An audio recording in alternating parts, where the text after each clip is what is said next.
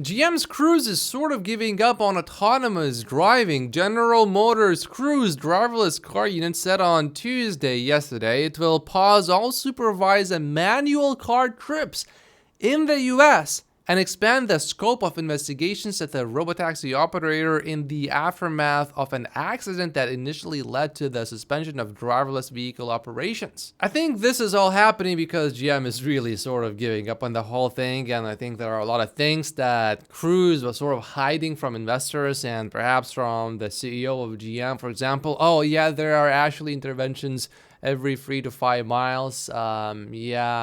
These cars don't just drive themselves pretty much. But here's what they say. This orderly pause is a further step to rebuild public trust while we undergo a full safety review. I would probably change that to we are investigating our employees basically and management that misled us and our shareholders.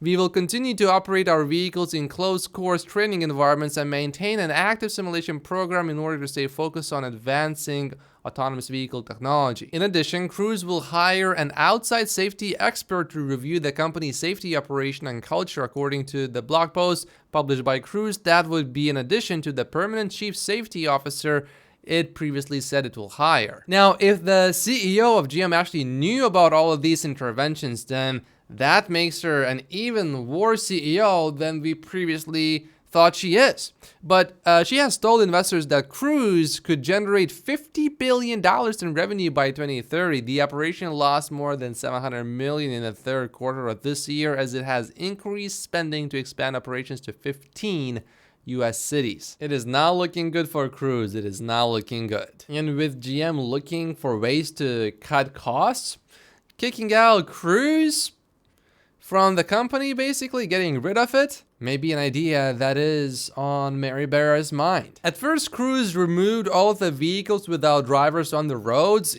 and they left vehicles with drivers, but now they are removing these too. So the situation is probably quite a bit worse than it actually appears.